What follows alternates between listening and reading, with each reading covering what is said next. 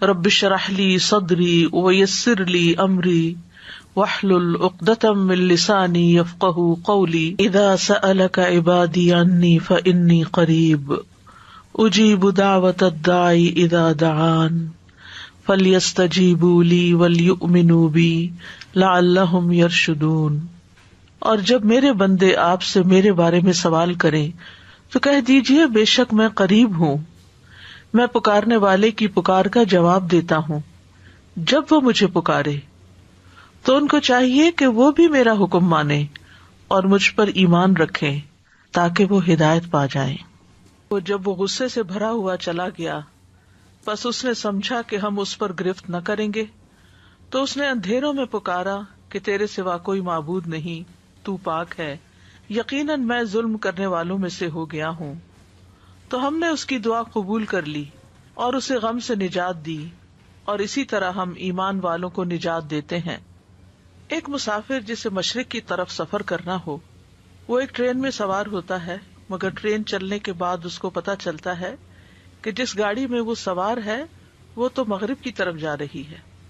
تو سوچئے کہ اس کا حال کیا ہوگا۔ وہ اپنی اس غلطی پر، یعنی غلط گاڑی پر بیٹھنے پر تڑپ اٹھے گا، بے چین ہو جائے گا، اور جو ہی اگلے اسٹیشن پر گاڑی رکے گی وہ فوراً اتر جائے گا۔ مومن کا بھی یہی حال ہوتا ہے۔ جب اس سے کوئی ایسی غلطی ہو جاتی ہے جو اسے صراط مستقیم سے ہٹا دیتی ہے، وہ کسی دوسرے راستے پر چل دیتا ہے جو آخرت میں نقصان دینے والا ہے، تو وہ تڑپ اٹھتا ہے، نہایت شرمندہ ہو کر اپنے رب کے حضور گڑ گڑا کر اپنی غلطی کا اعتراف کر کے دوبارہ سیدھے رستے پر آ جاتا ہے۔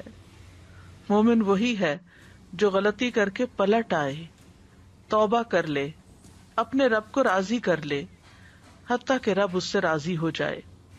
دعا کی قبولیت کے لیے لازمی شرط ہے کہ آدمی سنجیدگی اور توجہ سے دعا مانگے، پورے دل سے مانگے اور اپنے قول و قرار پر غور کرے۔ اور جب انسان کے دل اور زبان میں موافقت پیدا ہو جاتی ہے تو دعائیں قبول ہونے لگتی ہیں، مشکلات حل ہو جاتی ہیں، رنج و غم سے نجات مل جاتی ہے۔ وَظَنُّونِ إِذْ ذَهَبَ مُغَاضِبًا فَظَنَّ أَن لَّن نَّقْدِرَ عَلَيْهِ فَنَادَىٰ فِي الظُّلُمَاتِ أَن لَّا إِلَٰهَ إِلَّا أَنتَ لَا إِلَٰهَ إِلَّا أَنتَ سُبْحَانَكَ إِنِّي كُنتُ مِنَ الظَّالِمِينَ فَاسْتَجَبْنَا لَهُ وَنَجَّيْنَاهُ مِنَ الْغَمِّ وَكَذَٰلِكَ نُنجِي الْمُؤْمِنِينَ۔ یہ آیت جو آپ کے سامنے پڑھی گئی ہے، لا الہ الا انت سبحانک، اس آیت کو آیت کریمہ بھی کہا جاتا ہے۔ یہ سورۃ الانبیاء کی آیت نمبر 87 ہے۔ اس میں یونس علیہ السلام کا واقعہ بیان کیا گیا ہے۔ یہ واقعہ اس جگہ کے علاوہ سورۃ صافات اور سورۃ قلم میں بھی بیان کیا گیا ہے۔ اللہ سبحانہ تعالیٰ نے نینوا والوں، جو عراق کا علاقہ ہے، اس میں تقریباً 8ویں صدی قبل مسیح یونس علیہ السلام کو بھیجا۔ آپ نے انہیں اللہ کے دین کی دعوت دی، مگر انہوں نے اسے قبول کرنے سے انکار کرتے ہوئے اپنے کفر پر اصرار کیا۔ یونس علیہ السلام اپنے لوگوں سے ناراض ہو کر چلے گئے اور وعدہ کر گئے کہ 3 دن بعد اللہ کا عذاب آ جائے گا۔ جب ان لوگوں کو یہ بات ثابت ہو گئی اور وہ سمجھ گئے کہ نبی جھوٹ نہیں بولا کرتے، تو وہ اپنے بچوں، چوپایوں، مویشیوں کو لے کر صحرا کی طرف نکل گئے۔ انہوں نے ماں اور ان کے بچوں کو الگ الگ کر دیا اور پھر اللہ عز و جل کے حضور آہوزاری کی۔ اونٹ اور ان کے بچے بلبلانے لگے، گائیں اور ان کے بچے ڈکرانے لگے، اور بھیڑ بکریاں اور ان کے بچے ممیانے لگے، تو اللہ نے ان سے عذاب کو دور کر دیا۔ یونس علیہ السلام کی قوم سے عذاب ٹل گیا، انہوں نے عذاب اپنی آنکھوں سے دیکھا، لیکن ایمان لانے پر، توبہ کرنے پر، اللہ کی طرف سچے دل سے پلٹنے پر اللہ سبحانہ تعالیٰ نے ان سے عذاب ٹال دیا۔ اللہ تعالیٰ کا فرمان ہے فَلَوْلَا كَانَتْ قَرْيَةٌ آمَنَتْ فَنَفَعَهَا إِيمَانُهَا إِلَّا قَوْمَ يُونُسَ لَمَّا آمَنُوا كَشَفْنَا عَنْهُمْ عَذَابَ الْخِزْيِ فِي الْحَيَاةِ الدُّنْيَا وَمَتَّعْنَاهُمْ إِلَىٰ حِينٍ۔ سو کوئی ایسی بستی کیوں نہ ہوئی جو ایمان لائی ہو، پھر اس کے ایمان لانے نے اسے نفع دیا ہو۔ یونس کی قوم کے سوا جب وہ ایمان لے آئے تو ہم نے ان سے ذلت کا عذاب دنیا کی زندگی میں ہٹا دیا، اور انہیں ایک وقت تک سامان دیا. جب قوم نے توبہ کر لی تو ان کا عذاب ٹل گیا. دوسری طرف یونس علیہ السلام کچھ دور جا کر لوگوں کے ساتھ ساحل سمندر پر ایک کشتی میں سوار ہو گئے. جو ہی کشتی میں سوار ہوئے کشتی ڈگمگانے لگی اور لوگوں کو غرق ہونے کا خطرہ پیدا ہو گیا. تو انہوں نے قرعہ اندازی کی کہ ایک آدمی کو کشتی سے نکال دیں تاکہ اس کا بوجھ ہلکا ہو جائے. قرعے میں یونس علیہ السلام کا نام نکلا، مگر انہوں نے اپنے آپ کو کشتی سے نکالنے سے انکار کر دیا. انہوں نے دوبارہ قرعہ اندازی کی، پھر آپ ہی کا نام نکلا، حتیٰ کہ جب تیسری بار قرعہ اندازی کی گئی تو پھر بھی آپ ہی کا نام نکلا. اللہ سبحانہ وتعالیٰ کا سلسلے میں فرمان ہے فَسَاهَمَ فَكَانَ مِنَ الْمُدْحَضِينَ، پھر وہ قرعہ میں شریک ہوا تو ہارنے والوں میں سے ہو گیا، قرعہ ان کے نام نکل آیا. یہ دیکھ کر یونس علیہ السلام کھڑے ہو گئے، انہوں نے کپڑے اتارے اور دریا میں چھلانگ لگا دی. ابن مسعود رضی اللہ عنہ کہتے ہیں کہ اللہ سبحانہ تعالیٰ نے بحر اخضر سے ایک مچھلی کو بھیجا جو دریاؤں کے پانی کو پھاڑتی ہوئی پہنچی. اس نے اس وقت یونس علیہ السلام کو نگل لیا جب انہوں نے کشتی سے چھلانگ لگائی تھی. یعنی جو ہی انہوں نے سمندر میں چھلانگ لگائی فوراً ایک مچھلی نے ان کو ہڑپ کر لیا. اللہ سبحانہ وتعالیٰ نے اس مچھلی کی طرف وحی نازل فرمائی تھی کہ تو نے یونس علیہ السلام کے گوشت کو نہیں کھانا، نہ ہی ہڈی کو نقصان پہنچانا ہے، کیونکہ یونس تیرے لیے رزق نہیں بلکہ تیرا پیٹ اس کے لیے محض قید خانہ ہے. دیگر آیات میں بھی اس واقعے کی تفسیر ملتی ہے وَإِنَّ يُونُسَ لَمِنَ الْمُرْسَلِينَ إِذْ أَبَقَ إِلَى الْفُلْكِ الْمَشْحُونِ فَسَاهَمَ فَكَانَ مِنَ الْمُدْحَضِينَ فَالْتَقَمَهُ الْحُوتُ وَهُوَ مُلِيمٌ. اور بلا شبہ یونس یقیناً رسولوں میں سے تھا. جب وہ بھری ہوئی کشتی کی طرف بھاگ کر گیا پھر وہ قرعے میں شریک ہوا تو ہارنے والوں میں سے ہو گیا، پھر مچھلی نے اسے نگل لیا اس حال میں کہ وہ مستحق ملامت تھا. دوسری طرف ان کی قوم کی کثیر تعداد لوگوں نے ایمان قبول کر لیا. تو بہرحال اس آیت میں اللہ سبحانہ تعالیٰ خوبصورت انداز میں یونس علیہ السلام کا قصہ بیان کرتے ہیں. وَذَنُّونَ، اور نون والا. نون عربی میں کہتے ہیں ہوت کو، یعنی مچھلی کو. اس کی جمع ہوتی ہے نینان اور انوان. اور ان کا نام یہ کس لیے پڑا؟ کیونکہ مچھلی نے آپ کو نگل لیا تھا اور اس نے تو اللہ کے حکم سے ہی نگلا تھا. تو اللہ سبحانہ تعالیٰ نے اپنے بندے یونس علیہ السلام کو خوبصورت ذکر اور اچھی تعریف کے ساتھ یاد کیا اور کہا کہ اور مچھلی والا، یعنی یہ بھی ایک پیار کا انداز ہے. اذ ذهب مغاضبا، جب وہ غضبناک ہو کے نکلا یعنی اپنی قوم سے ناراض ہو گیا. فظن ان لن نقدر علیہ، تو سمجھا کہ ہم اس پر قدرت نہیں رکھتے، یعنی ہم کیا اس کو سزا دینے پر قادر نہیں، پکڑنے پر قادر نہیں. تو انہوں نے کیا کیا، جب مچھلی نے نگلا فنادا فی الظلمات، تو اندھیروں میں اپنے رب ہی کو پکارا، اپنے رب ہی کی طرف رجوع کیا. اور اندھیروں سے مراد رات کا اندھیرا، سمندر کا اندھیرا، مچھلی کے پیٹ کا اندھیرا تھا، یعنی اندھیرے پر اندھیرا تھا. اور کیا دعا مانگی، اللہ الہ الا انت سبحانک انی کنت من الظالمین، کہ تیرے سوا کوئی الہ نہیں، تو پاک ہے، بے شک میں ہی ظالموں میں سے ہوں.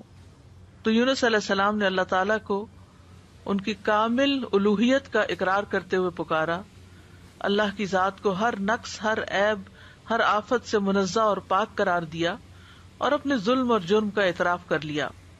انی کنت من الظالمین کہہ کر اپنے آپ کو ظالم قرار دیا.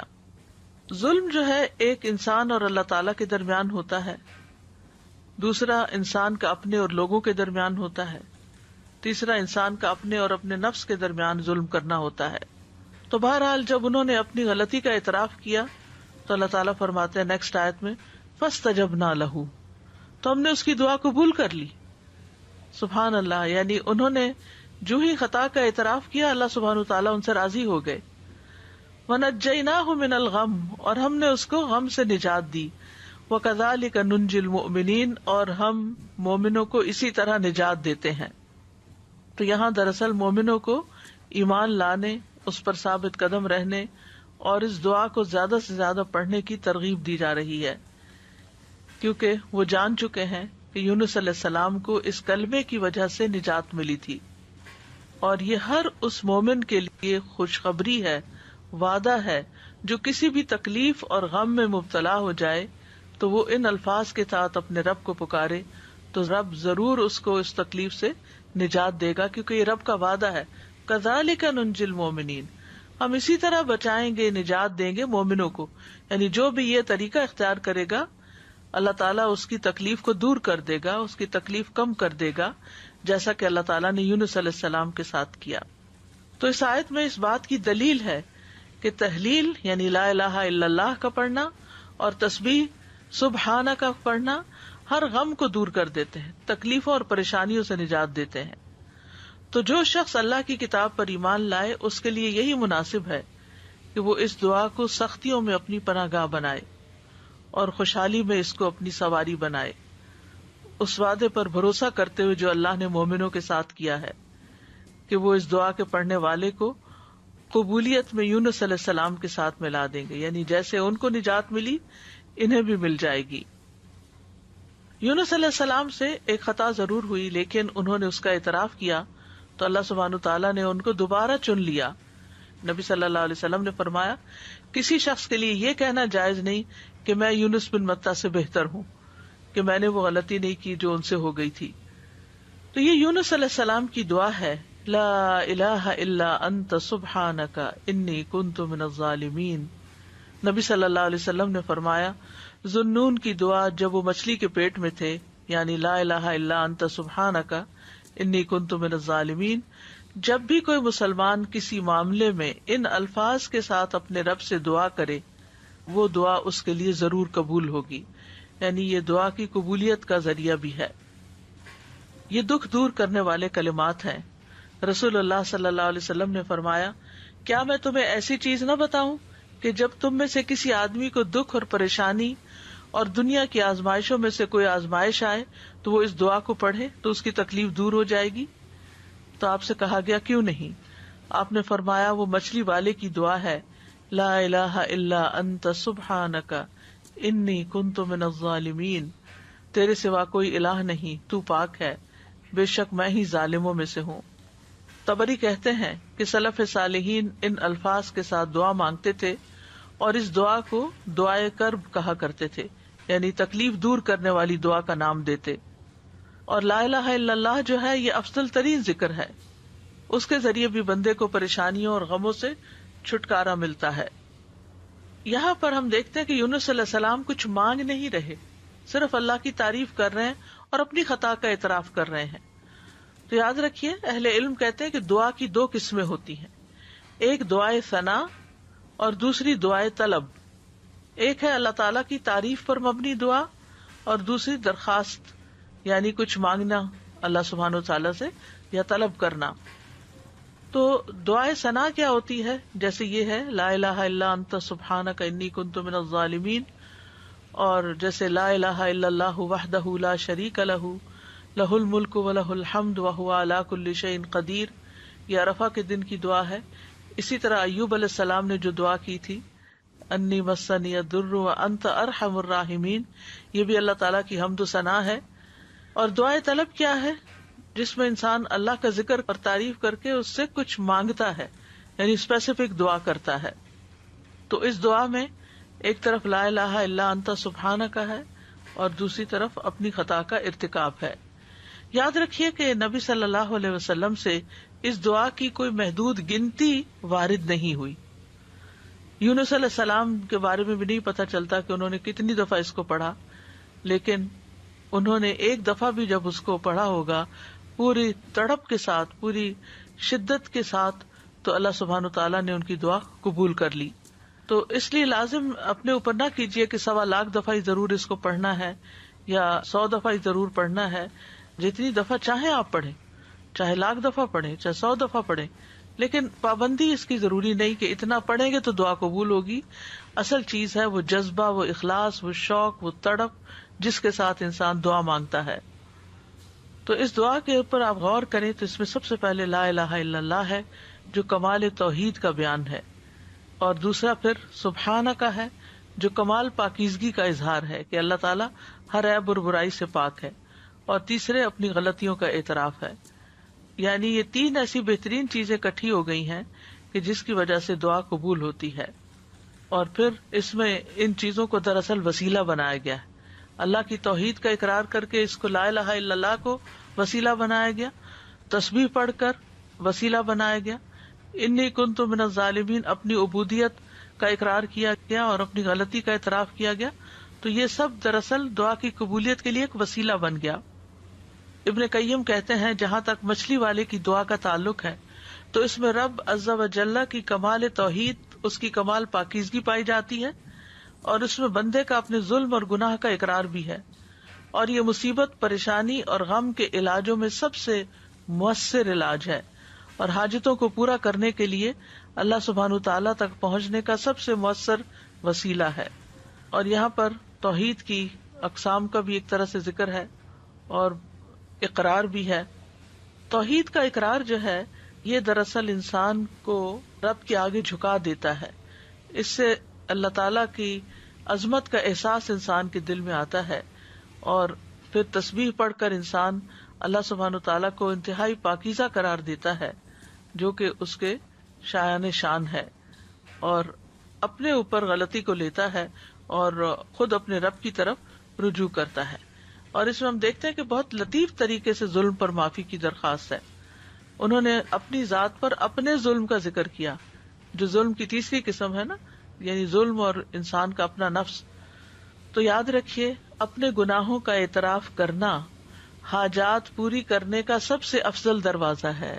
اللہ عظیم ہے، کریم ہے، اس کے آگے مسکین بن جائیں، اس کے آگے فقیر بن جائیں، اور ساری قوتوں کا مالک، قدرت کا مالک اسی کو سمجھیں، اور پھر اپنے رب کو تڑپ کر پکاریں تو انشاءاللہ دعا قبول ہوگی، غم دور ہو جائیں گے، حاجات پوری ہو جائیں گی انشاءاللہ.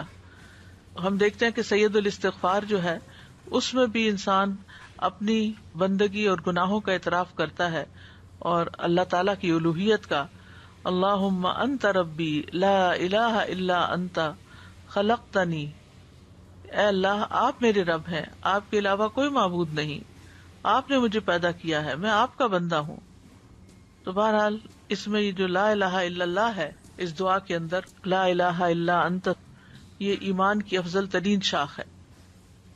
حدیث میں آتا ہے ایمان کی 70 یا 60 سے اوپر کچھ شاخیں ہیں جن میں سب سے افضل لا الہ الا اللہ کہنا ہے. ایک اور جگہ پر آتا ہے افضل ذکر لا الہ الا اللہ ہے. سچے دل سے لا الہ الا اللہ پڑھا جائے تو آسمان کے دروازے کھل جاتے ہیں. یہ اللہ کی رحمت پانے کا سبب بھی ہے. نبی کریم صلی اللہ علیہ وسلم کی شفاعت دلانے والا کلمہ ہے. رسول اللہ صلی اللہ علیہ وسلم نے فرمایا قیامت کے دن میری شفاعت کی سعادت سب سے زیادہ حاصل ہوگی اسے جس نے لا الہ الا اللہ خلوص دل سے کہا. یعنی سب سے زیادہ میری شفاعت کی سعادت اس کو ملے گی جو سچے دل سے لا الہ الا اللہ کہتا ہے. پھر یہ لا الہ الا اللہ مصائب سے نجات دلانے والا کلمہ ہے.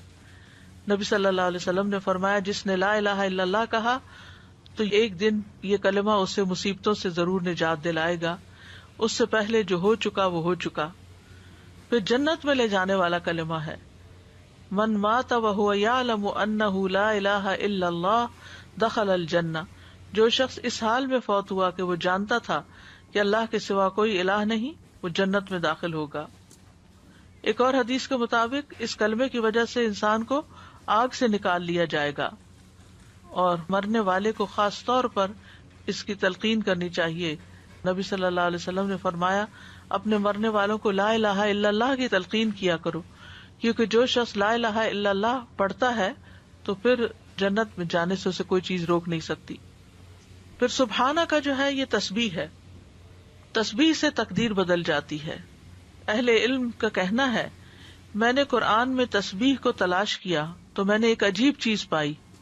میں نے پایا کہ تسبیح تقدیر کو ٹال دیتی ہے، جیسا کہ یونس علیہ السلام کے واقعے میں ہے.